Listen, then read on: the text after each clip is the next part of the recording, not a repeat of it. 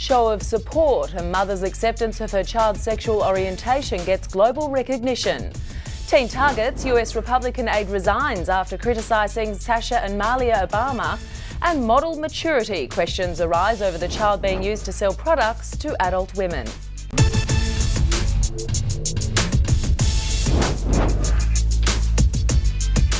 Hello and welcome to Backlash, the show where opinions matter the most and controversy is king. And with me in the studio today is the Daily Telegraph's Sarah Lamarquand and, of course, the lovely Melissa Hoyer from news.com.au. Ladies, great to be with you both again this week. Let's get straight into the topic of contention and perhaps, though, in a first, the complete opposite to Backlash over the way a Queensland mother has responded to her daughter's decision she wanted to live as a boy.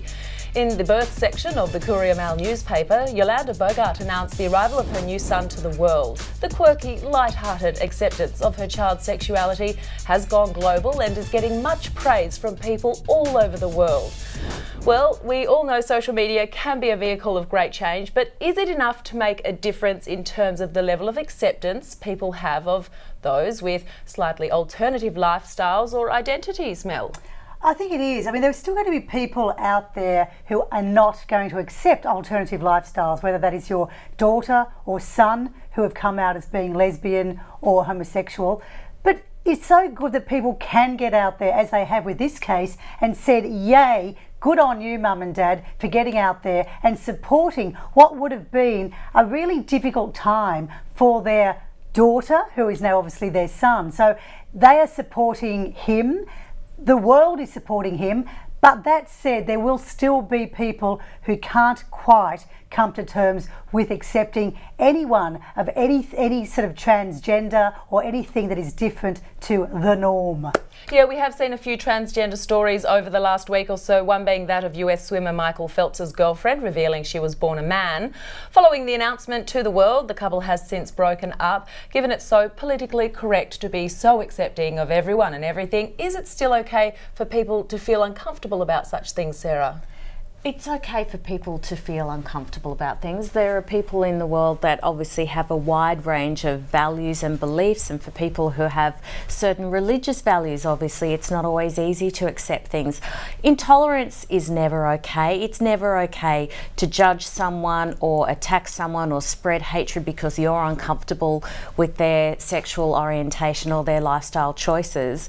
But of course, it doesn't help to demonise people if they do have trouble coming to terms with something, especially over a course of generations. We have to remember that as recently as 20 years ago, it wasn't as widely accepted, the idea of gay marriage or even gay relationships in any sort of open manner. So we have to remember how far we've come and sometimes be a little tolerant ourselves. I'm someone that is passionately in support of same-sex marriage, but I don't think it's okay to say that everyone who opposes it, that, oh, you're an old-fashioned homophobe. It's a little more complicated than that. Indeed. All right, to our next topic now. And in an attempt to diss the US president, a communications director for a Republican member of Congress has bagged out Obama's two daughters' fashion sense. At the annual Thanksgiving Day turkey pardoning, Sasha and Malia were dressed in comfortable clothes you'd catch any teenager in. Given it wasn't a formal event or occasion, there really wasn't any need for anything more styled on their parts.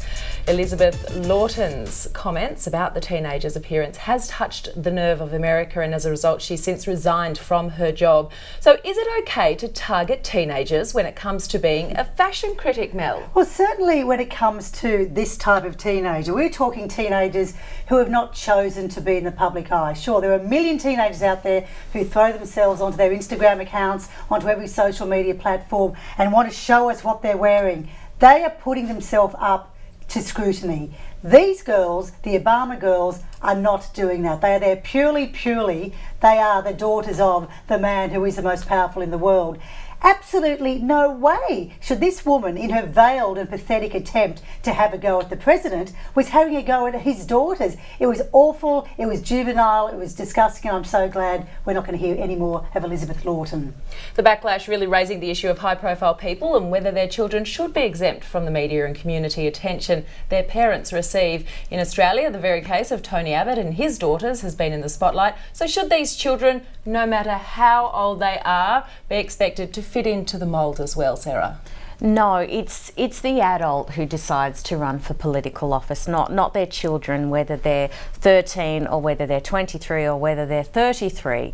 Of course, critics would say that when a politician uses his family for photo opportunities, and I say he because it's still overwhelmingly the dad bringing out his children and his wife for the photo opportunities, critics say that means that it's fair enough that the family come under scrutiny, but that scrutiny should be directed at the president in this case, or in Australia's case, the Prime Minister, and not the offspring. It was totally out of line to go after these two young girls. And equally in Australia, I'm uncomfortable, as a lot of people are, that Tony Abbott's daughters are often the attack of very personal attacks. I think where that might change is when the child of a political leader decides to pursue a career in their own right in the public limelight. We saw with Kevin's Rudd daughter, Jessica, that she embarked on a career as a political author and in fact has been very outspoken on her father's behalf.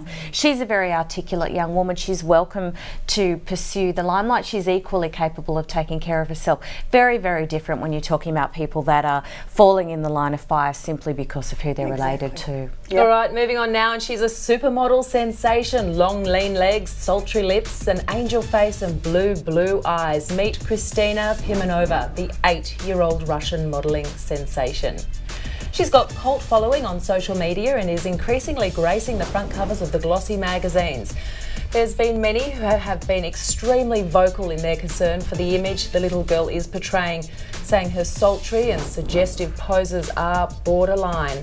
So when does cute become creepy, Mel? I find this incredibly creepy. We're looking at an 8-year-old girl who is dressing up in adult clothes. Sure, we know there is a world of child modelling, 8-year-olds wearing clothes for 8-year-olds. You look at any weekend, supplement from Target or whatever, you will see models, 8-year-old models in girls' clothes, but not in adult clothes. I don't want to see an 8-year-old wearing potentially a dress that may be targeted to me. That is pathetic. I don't want to know about it. Sure, she's a beautiful looking young girl, but then what defines beauty? She has gorgeous hair, gorgeous eyes, gorgeous skin, but don't all 8-year-old girls? To take this girl and mould her into this sort of wax-like figure of someone we as grown women should aspire to is just beyond ridiculous. Dr. Fiona Martin from the Sydney Child Psychology Centre said very clear boundaries are needed regarding the treatment of young people who are, as she quotes, very vulnerable to persuasion and can't really make decisions for themselves. So is this child too young to be modelling products for women? And if so, who should be held accountable, Sarah? Well, obviously her parents in the first instance, but also the people that choose to put her out there, who hire her for catwalk campaigns or decide that she's old enough to be modelling clothes that, as Melissa says, are targeted at grown women. I agree. I think this is creepy. I think it's inappropriate. I feel really sorry for this girl. She is absolutely beautiful, and maybe in 10 years' time she'll have the last laugh and be earning $1 million a day for one of the big labels. But right now she should be a young girl, and she shouldn't feel that her future and her present is solely defined by how she looks. And as a grown woman and a consumer who likes to go out and buy clothes or products, it's bad enough having them sold to you by a 22-year-old drop-dead gorgeous young woman. Don't start telling us at now 8, any older than 8, and you're washed up. Stop talking about me like that. Oh, leave me alone. Interestingly, a lot of Eastern European young models, this is happening because the families see it as a way out to their financial woes. So they see their kid as the one who is going to save them from it potentially takes us into a very wide range of discussion regarding young brides and whatnot, maybe another week. Before we end up though, let's take a quick look at this week's Shock Frock, and they are at it again. Jeffrey Edelsten and fiancée Gabby Greco posting these festive frames on social media. A far, far cry from the Kardashian clan's Christmas cards, Mel. No words. I mean, the great thing about them, they are the gift that keeps giving. That's all I can say. Sarah, might be an appropriate gift for your fiancé, but keep it behind closed doors, right? Yeah, that has destroyed tinsel forever for me. I'll never be able to look at tinsel again. And my little red suit at home, never again. Oh, maybe next week. That is all we have time for this week. More Backlash then. Bye.